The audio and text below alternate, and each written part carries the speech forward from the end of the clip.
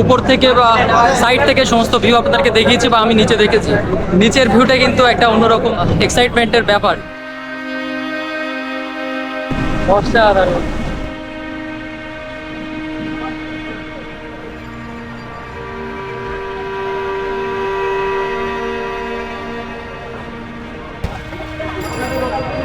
গঙ্গার একেবারে পাড় দিয়ে হাঁটার যে সুযোগটা বা এই ভিউটা কিন্তু আপনি দেখতে পাবেন না একেবারে সরাসরি শোভাবাজার নামলে।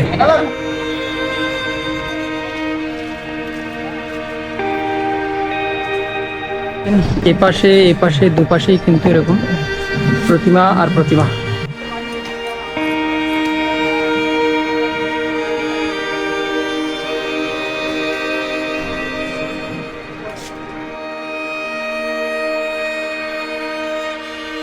ভালো আছেন দিদা?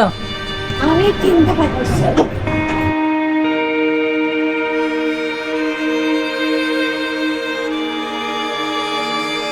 বর্ষায় তো এখন তাহলে নেওয়া পসিবল নয়। এই পয়সা দাম দিলে তখন পাবে। আচ্ছা,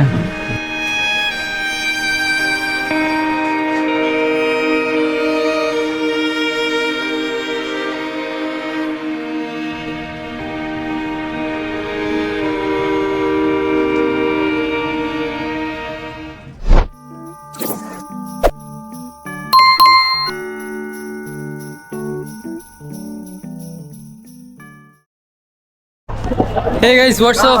It's your bike and again come back with another interesting vlog.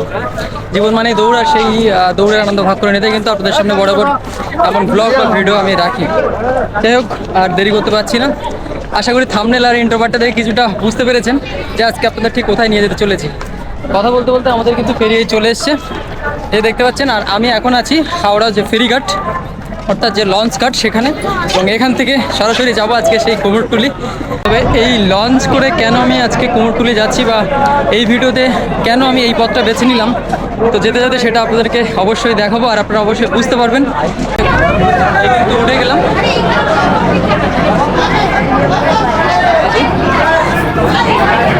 আস্তে আস্তে একটু ভিতরের দিকে যাব, একটু সাইড থেকে আপনাদেরকে দেখাবো। একদম একটা অন্যরকম ভিউ। বাইরে তো যেটা বলছিলাম আপনাদের যে এই পথে কেন আমি যাচ্ছি কুমোরটুলি, তো সেটার কারণ হচ্ছে ওই যে দূরে যেটা দেখতে পাচ্ছেন, অর্থাৎ আমাদের রবীন্দ্র সেতুর যে নিচের ভিউটা সেইটা আপনাদেরকে দেখাবো। তো বুঝতে পারছেন কতটা এক্সাইটেড, এবং এটা আমার প্রথমবারের জন্য উপর থেকে বা সাইড থেকে সমস্ত ভিউ আপনাদেরকে দেখিয়েছি বা আমি নিচে দেখেছি। নিচের ভিউটা কিন্তু একটা অন্যরকম এক্সাইটমেন্টের ব্যাপার। যাই হোক, ওই যে একদম গঙ্গার পাড় দিয়ে ওটা কিন্তু মিলেনিয়াম পার্ক, এবং ওটাও কিন্তু একটা দুরন্ত সান্ধ্যকালীন ট্যুরিস্ট স্পট। আপনারা আসলে এই জায়গাটাও ঘুরতে পারেন, অবশ্যই আমার ব্লগে ওই জায়গাটা আছে। তো গাইজ, আমাদের লঞ্চ কিন্তু ছেড়ে দিয়েছে আর আমি একদম আছি সামনেটা, এই যে দেখতে পাচ্ছেন। আর এবার কিন্তু সামনে আমার, তবে আজকে আর এই অতুলনীয় এবং অদ্বিতীয় বিশাল কৌতূহলময় ঐতিহ্য সম্পর্কে তেমন কোনো বিস্তার তুলে ধরছি না, এতে ভিডিওটি জটিল ও বৃহৎ হতে পারে কিনা, তাই জন্য আজকে শুধু আপনাদের এক পলক দেখে যাওয়ার অনুরোধ রইল। তা না হলে আজকের আসল গন্তব্যটাই আপনি সবাই হয়তো মিস করে যাব। উদ্দেশ্য ছিল গন্তব্যের পাশাপাশি যাত্রাপথেও যেন আমাদের ভ্রমণের পিপাসাটা প্রজ্জ্বল থাকে। তাই একই সাথে এই ভিডিওর মাধ্যমে আজকে আপনাদেরকে আরও একটি দারুণ পরামর্শ দেব, যাতে করে খরচার সাথে ভ্রমণের ইচ্ছার একটা দারুণ বেজায় সম্পর্ক গড়ে উঠবে। হ্যাঁ, ঠিকই শুনেছেন, এই গঙ্গাবক্ষে শয় টাকা খরচ করে আপনারা যে ভিউ বা সৌন্দর্য উপভোগ করতে চাইছেন বা মানুষ ইতিমধ্যে উপভোগ করছেন, ওই সমস্ত সুসজ্জিত লাক্সারিয়াস বোটে করে তা আপনারা মাত্র 7 থেকে 10 টাকার বিনিময়ে উপভোগ করতে পারেন এই ফেরি সার্ভিসের মাধ্যমে। এগুলি রোজ সকাল 8:30 থেকে রাত্রি 8:30 পর্যন্ত চালু থাকে। হাওড়া থেকে বাগবাজার বলুন বা বাবুঘাট, সমস্ত দিকেই এই ফেরি সার্ভিস চালু আছে। সুতরাং আপনারা চাইলে দিনের সাথে সাথে সন্ধ্যার ঝলমলে দৃশ্য চাক্ষুষ করতে পারেন গঙ্গাবক্ষে ভাসতে ভাসতেই। আচ্ছা, এবার চলুন ভিডিওর আসল দৃশ্যপটে যাওয়া যাক। কুমোরটুলি যাওয়ার জন্য শোভাবাজার ঘাটেই নামলে একটু কাছেই হয়, কিন্তু আজ কোনো কারণবশত ওই ঘাটটিতে ফেরি ব্যবস্থা বন্ধ। তাই নেমে পড়লাম হাওড়া থেকে সরাসরি 3 নম্বর ঘাট আহিরিটোলাতে। তবে আমার মতে এখানে নামাটাই বোধহয় শ্রেয়, যদি আপনি গঙ্গার পাড় বরাবর হেঁটে ভ্রমণের চরম স্বাদ উপভোগ করতে চান।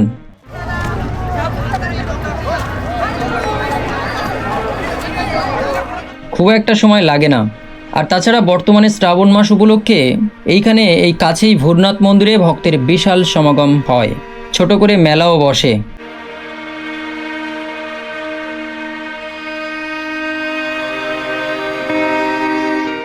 আজ অবশ্য তা আমি দেখেই ফিরব, তবে এই ভিডিওতে ওই বিষয়টা আমি অ্যাড করিনি। ভিডিওর শেষে আপনারা চোখ রাখলে একটি লিঙ্ক অবশ্যই আপনারা দেখতে পাবেন, সেটিতে ক্লিক করে পরবর্তী ভিডিওটিতে চোখ রাখলে এই শ্রাবণ মাস উপলক্ষে এই ভূরনাথের চিত্রপট আপনারা দেখে নিতে পারবেন।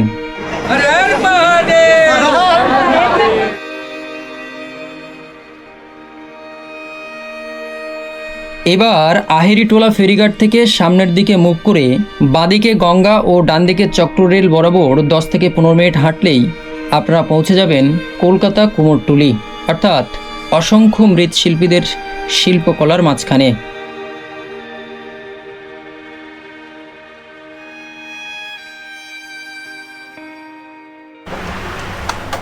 সত্যি বলতে দুর্গাপুজোর আগে এই জায়গাটা না আসলে ঠিক যেন সমগ্র দুর্গাপুজোটা মানে আমাদের পুজোকে কেন্দ্র করে যে উচ্ছ্বাস বা আনন্দ সেইটা যেন কভার করা যায় না আমার মতে আর কি। তো এই জায়গাটা অবশ্যই আসতে হয় প্রতিটা বছর, এবং সেজন্যই ঠিক আজকে এখানে আসা এবং আপনাদের সঙ্গে এই ভিডিওটা শেয়ার করা। যাই হোক, কথা বলতে বলতে এইভাবে এই গলিগুলো আমি পাস করে এগোবো, আর এর ভিতর দিয়েই কিন্তু আপনারা দেখতে পাচ্ছেন এরকমই এপাশ দুপাশেই কিন্তু আমার প্রতিমা নির্মাণ চলছে। কোথাও এই খড়ের কাজ চলছে, তো কোথাও মাটির কাজ চলছে, আবার কোথাও প্রতিমার যে কাঠাম সেই কাঠামেরও কাজ চলছে। তো সব মিলিয়ে একটা ব্যস্তময় পরিবেশ, এবং আজকে এই সময়টা বৃষ্টি না হওয়াতে সত্যি বলতে একটা অনবদ্য অন্যরকম লাগছে। তো চলুন দেখতে থাকুন, একের পর এক আপনাদেরকে এইভাবে দেখাতে থাকবো।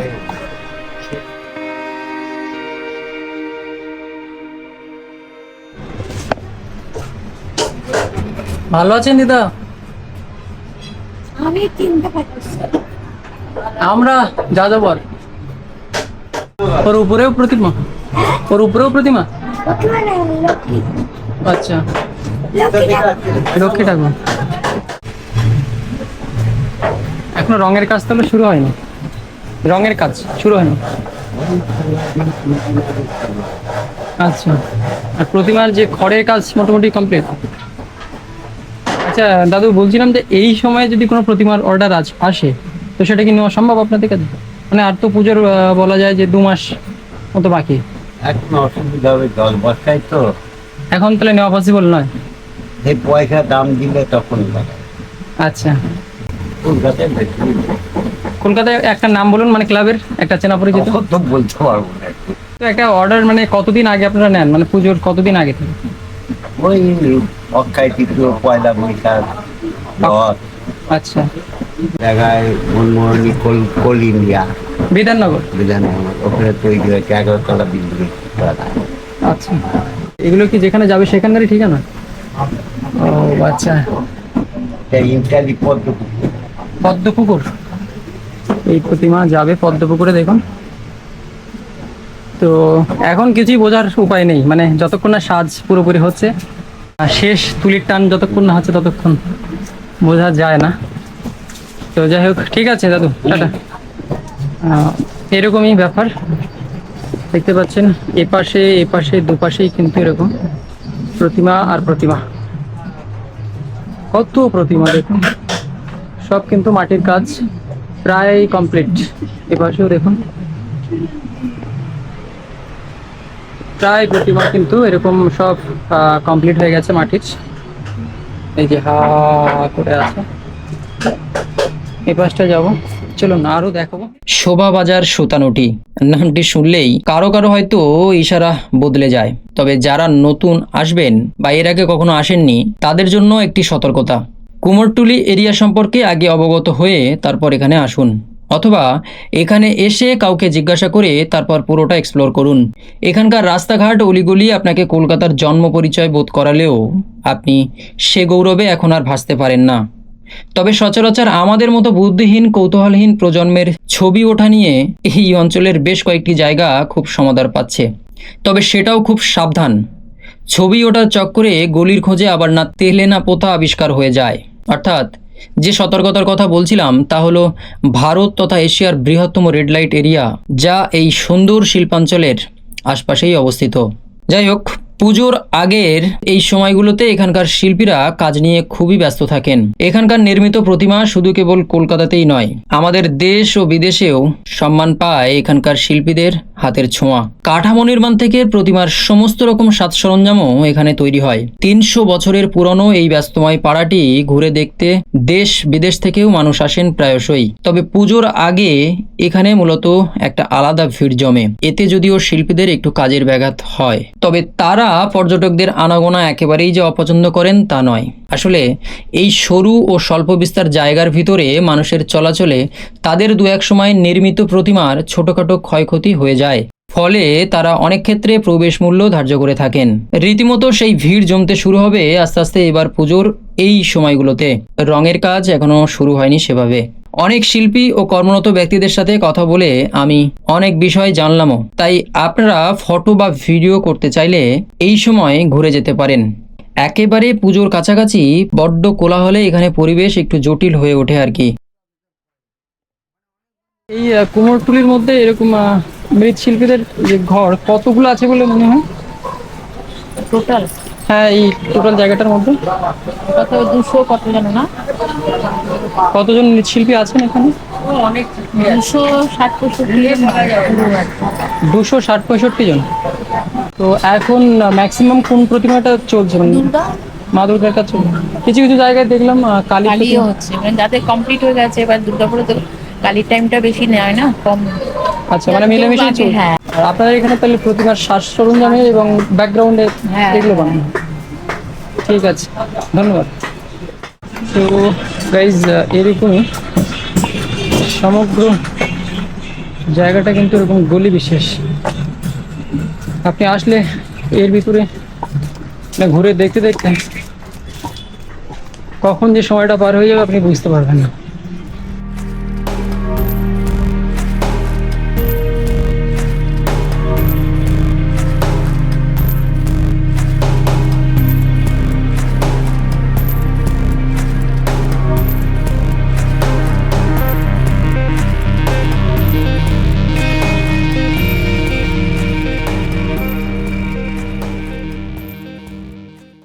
যাই হোক, চলুন এখন আপনাদের আরও একটি মনোরম পরিবেশে নিয়ে যাই, যেখানে আপনাদের না নিয়ে গেলে আজকের এই ব্লগটি অসম্পূর্ণ রয়ে যাবে কোথাও।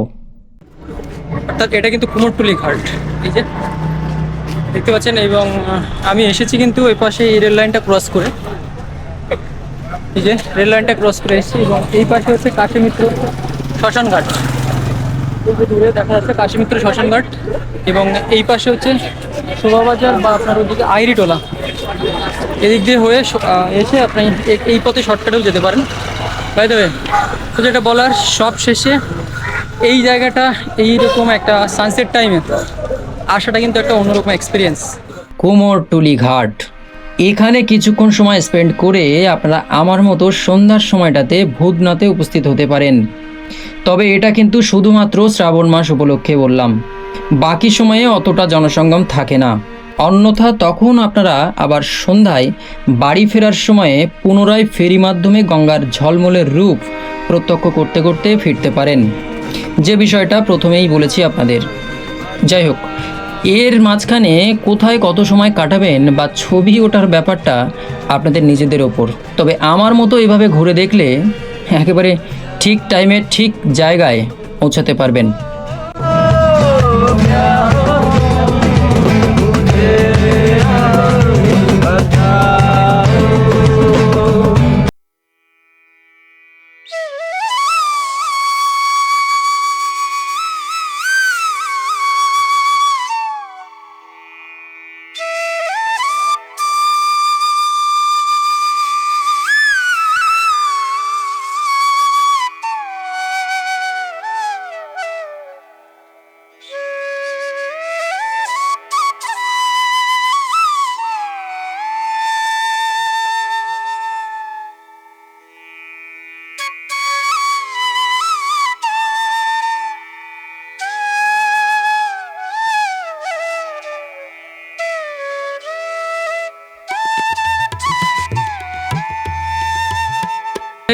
এটাই ছিল আজকের সম্পূর্ণ ব্লগ। আপনাদের কেমন লাগলো অবশ্যই কমেন্টে জানাবেন। আর যদি খুব ভালো লেগে থাকে তবে অবশ্যই কমেন্ট বক্সে একটা লাভ রিয়াক্ট দিয়ে যাবেন বা একটা ভালো কিছু কমেন্ট করে যাবেন। আর দুর্গাপুজোর এই কটা দিন গুনতে গুনতেই আশা করি কেটে যাবে। তবে চেষ্টা করছি এর মধ্যে আপনাদের জন্য আরও বেশ কিছু জায়গা ঘুরে দেখার এবং আপনাদেরকে দেখানোর। তো চলুন, দেখা হচ্ছে নেক্সট কোনো ব্লগে। ততক্ষণে সবাই ভালো থাকবেন, সুস্থ থাকবেন। টাটা।